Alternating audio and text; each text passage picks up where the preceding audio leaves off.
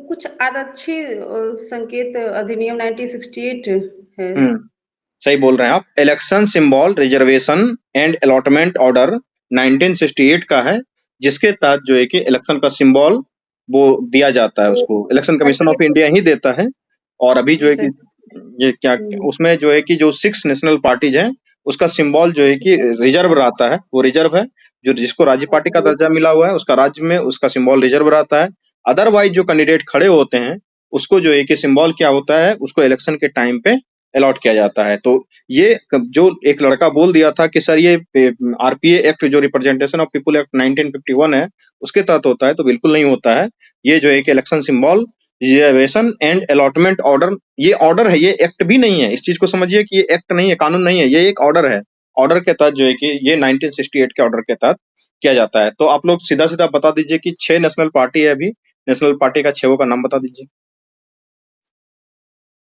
BJP, Congress, आप और 3 बता दिए सर, अब नहीं है। सीपीआई में कौन सा? सीपीआई सर, सीपीआई माले है ना नेशनल पार्टी। माले है, सही बोल रहे हैं। बोले सर। देखो डीएमके है सर। अरे सुनो, नहीं डीएमके कौन बोल रहा है, गलत है। सुनो मेरी बात सुन लो, याद हो जाएगा तुरंत। कांग्रेस और गाना बज रहा है। किसके इधर बज रहा है? देखो सुनो, बात सुनो मेरी।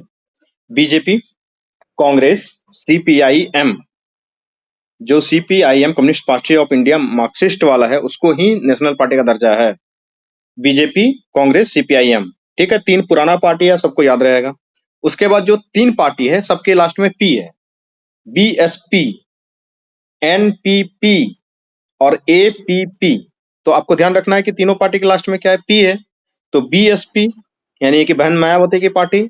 एनपीपी ये कॉनराड संगमा की नेशनल पीपुल पार्टी है, ठीक है, ये नागालैंड के तरफ एक्टिव है। उसके बाद एपीपी यानी कि आम आदमी पार्टी, डबल एपी है ये, डबल एपी है, आम आदमी पार्टी। तीनों के लास्ट में क्या है, पी है। क्लियर है? तो बीजेपी, कांग्रेस, ये सीपीआई, तीनों तो ये तो पुराना पार्टी है, बड़ा पार्टी, याद रहेगा ही आपको। सीपीआई में सीपीआईएम है, सीपीआई सीधा नहीं है। उसके बाद बीएसपी, एनपीपी और डबल एपी, बहन मायावती, कॉनराड संगमा और अरविंद केजरीवाल, इन तीनों की पार्टी को जो है कि मिला हुआ है। तो छीना किसका गया था? एक तो दीदी का पार्टी का छीन लिया था, यानी कि टीएमसी का छीन लिया था, और एक दादा का पार्टी जो शरद पवार है, उनके पार्टी का छीन लिया था। वो दोनों पिछले पिछले के पिछले साल उसका खत्म हो गया है दर्जा, ठीक है। ऐसे अभी 9 हो जाता अगर आपको मिल जाता और वो दोनों का रहता, तो रिसेंटली उन दोनों का दर्जा छीना गया है। तो क्या क्राइटेरिया है कि उन्होंने फुलफिल नहीं किया था, इसलिए उसके राष्ट्र पार्टी का दर्जा छीन लिया? बताएंगे कोई? कौन सा क्राइटेरिया उसने फुलफिल नहीं किया जो कि राष्ट्रीय पार्टी का दर्जा उसका छीन लिया गया? इलेक्शन हुआ है, इलेक्शन से क्वेश्चन तय है इस बार बीपीएससी में, इसलिए इलेक्शन से संबंधित जितने इशू हैं उसको देख लीजिए। तो को बताइए भाई, इतने लोग हैं जुड़े हुए, ये पीटी का तैयारी चल रहा है। क्या है राज्य पार्टी, नेशनल पार्टी दर्जा प्राप्त करने का क्राइटेरिया क्या है? सर राष्ट्रीय दल के लिए है कि लोकसभा लोकसभा या विधानसभा जो चुनाव मतलब 6% आपका वोट होना चाहिए, वही 4 राज्यों में आपका 4 राज्य, मतलब एक एमपी या नहीं ओवरलैप मत कीजिए, राज्य पार्टी को राष्ट्रीय पार्टी से ओवरलैप मत कीजिए। पहला बताइए कि राष्ट्रीय पार्टी होने का दर्जा क्या है, क्या क्राइटेरिया है? 4 राज्यों में 6% वोट होना चाहिए या 4 लोकसभा सीट होना चाहिए। 4 राज्यों में 6% वोट या 4 लोकसभा सीट होना चाहिए, और फिर या लोकसभा में 2% स्थान जीतना होना चाहिए, और 3 मेंबर होना चाहिए अलग अलग 3 स्टेट से। दोनों बताए, लेकिन दोनों में कुछ ना कुछ लकुना है। और कुछ किन्हीं को कुछ बोलना है? हाँ बोलिए सर, बोलो बोलो Sonam. Yes sir. Sir Lok Sabha में लोकसभा में और क्या बोलते हैं विधानसभा आम चुनाव में राज्य का 6% होना चाहिए, और 4 सीट लोकसभा में होना चाहिए। और दूसरा है कि 2% जो मत है वो 3 राज्य में होना चाहिए, मतलब और मिक्सअप तीसरा करते है हैं। कि इसे मतलब 4 राज्य से उसको राज्य स्तरीय दर्जा मिलना चाहिए। बोलो जुए। सर, 4 से अधिक राज्यों में राज्य स्तरीय दल का दर्जा मिलना चाहिए। हाँ, ये सही और है। लोकसभा या राज्य के विधानसभा चुनाव में 4 अलग अलग राज्य में 6% मत प्राप्त होना चाहिए। हाँ। 4 लोकसभा सीटों पर जीत दर्ज करना चाहिए। और 3 राज्यों में लोकसभा के कुल सीटों का 2% जीत होना चाहिए कम से कम। देखो तुम लोग थोड़ा सा मिस कर रहे हो, बाद बाकी सही बता रहे हो। पहला क्राइटेरिया जो है ना 6% वोट होना चाहिए लोकसभा के इलेक्शन में, उसके साथ ही साथ 4 MP का सीट भी जीतना चाहिए। ये पहला क्राइटेरिया है।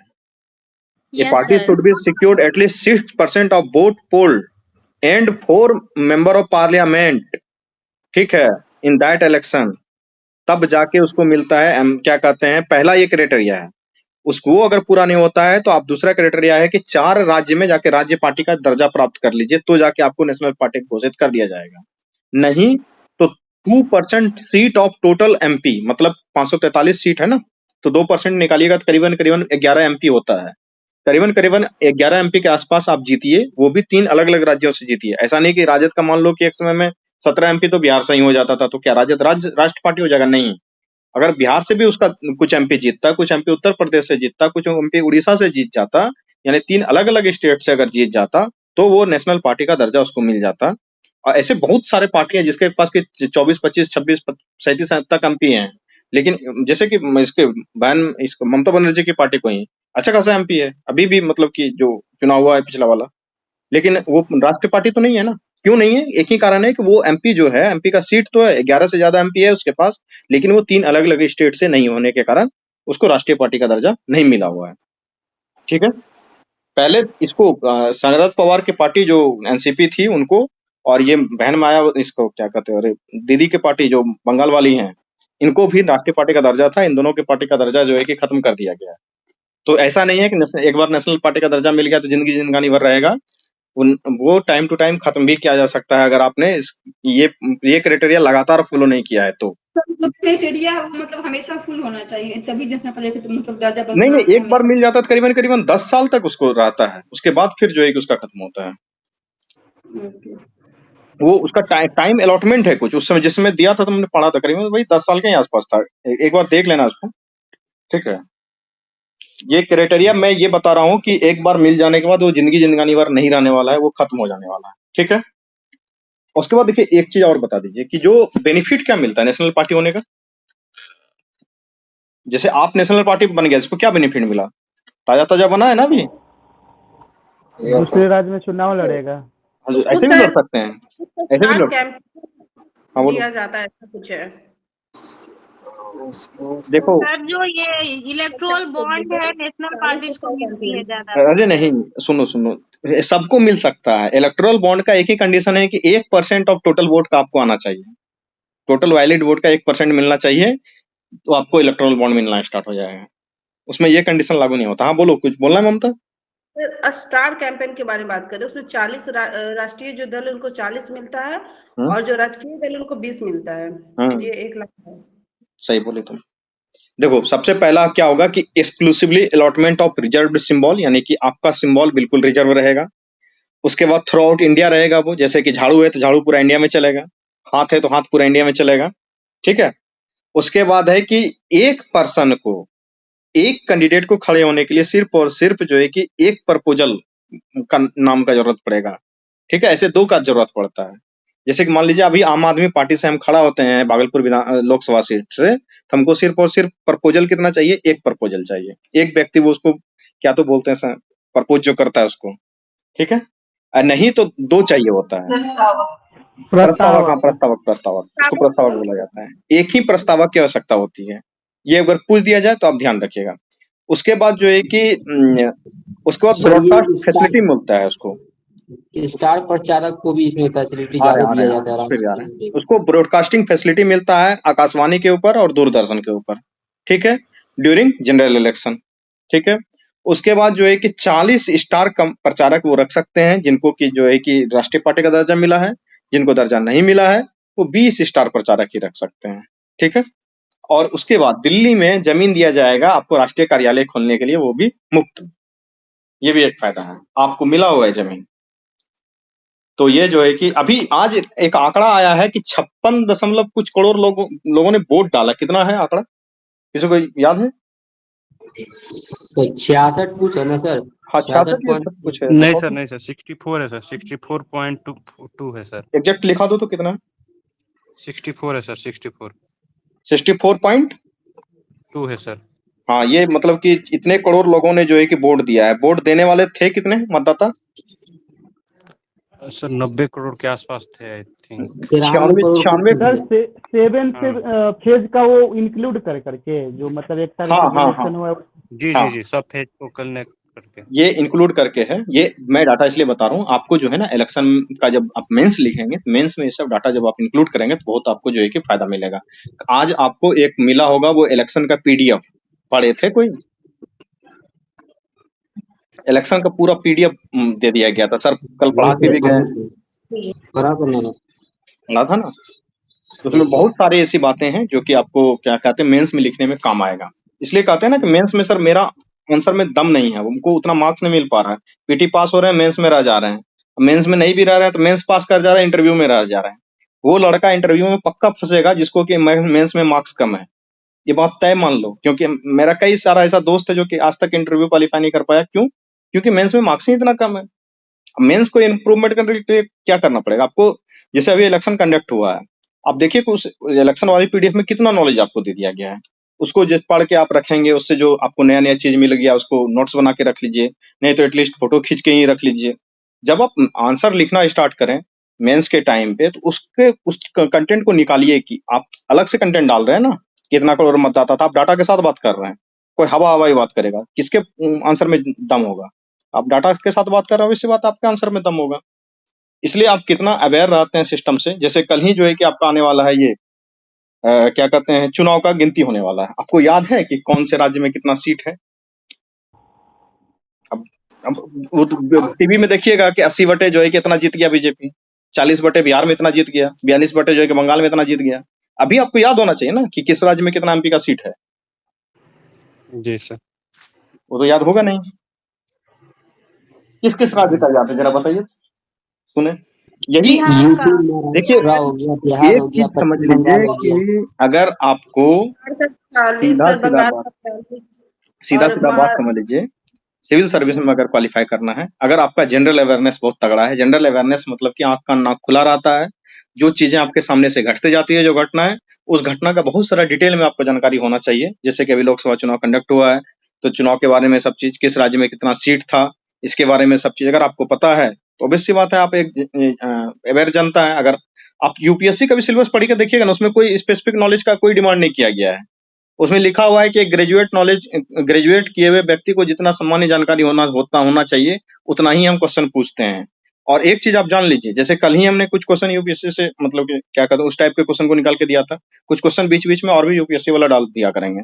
उसमें देखिएगा कि जो सामान्य व्यक्ति है जिसको की जानकारी है सिर्फ विषयों का, और उन्होंने थोड़ा सा भी अच्छा अध्ययन किया है, अच्छा अध्ययन इन द सेंस की जो एग्जाम में पूछे जाते हैं उस टाइप का अध्ययन, ऐसा नहीं कि वो बीजेपी कांग्रेस वाला अध्ययन, तो उसका आराम से एग्जामिनेशन निकल जाता है। कोई हाई तवा मचाने की जरूरत नहीं है। पिछले बार ही जो बीपीएससी 69 का क्वेश्चन आया है आपके सामने, उसमें जो करंट अफेयर पूछे गए थे, आपको नहीं लगता है कि अगर डेली करके पेपर पढ़ा करते तो आराम से एग्जामिनेशन निकल सकता था? है याद कुछ क्वेश्चन? जैसे वो बूढ़ी मरी थी यहाँ का ब्रिटेन का, उसके बारे में पूछा गया था कि नहीं पूछा गया था? एलिजाबेथ के बारे में। उसके बाद जो है कि आपका चैट जीपीटी के बारे में पूछा गया था। ये सर यूक्रेन में जो उसको क्या बोलते हैं, एक कमांडर को ये नहीं आता मरा था, उसका भी नाम दिया होता है, उसका पूछा था। तो इसी तरीके से जो जनरल अवेयरनेस की बात है ना, मेरा कहना है कि जब आप सिविल सर्विस का तैयारी करें तो जनरल अवेयरनेस में इस तरीके से आंख का नाक खुला रखिए, चीजों को एग्जाम की दृष्टि से आप याद करते चले जाइए, काम खत्म हो जाएगा। अब बताइए कि किसको किसको कितना कितना चुनाव का याद है, और अभी आपको याद करवा देंगे। आप 5 मिनट मेरे साथ खाली ध्यान से शांति से बैठिएगा, अभी आपको याद करवा देंगे। राज्य का पता है, यूपी का, बिहार का। सर यूपी में शायद 80-81 सीट है, बिहार में 40 है, फिर एक पश्चिम बंगाल में 42 है, और एक और है सर कर्नाटक, जहाँ वहाँ भी 42 ही है। बिहार में नहीं, 40 है, कर्नाटक में 48 है, महाराष्ट्र में 39 है, तमिलनाडु में। सही बोल रहा है। सर दिल्ली में 11 है, हरियाणा में अरे दिल्ली में 7 ही है जी, 11 सीट। दिल्ली में 7 है। हाँ 7 में 4 है सर। 14 है और सर। सिक्किम में हिमाचल 21 प्रदेश में है 4 है सर। और सर हाँ, पुडुचेरी सही बोल। सर 1 है वहाँ सर।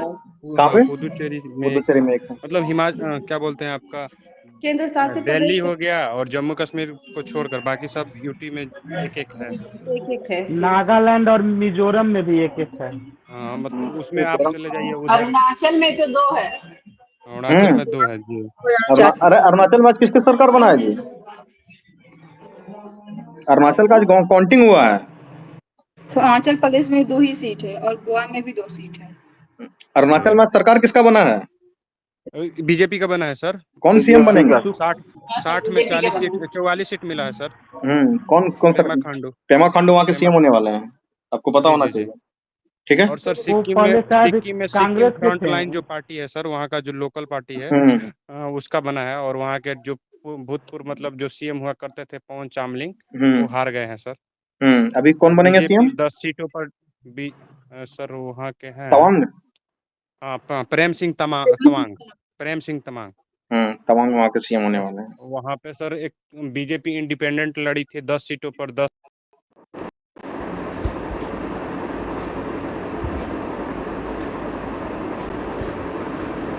10 के 10 सीटों पर हार गई सर वो सिटिंग मतलब भूतपूर्व जो सीएम हुआ करते थे, आई थिंक मतलब सर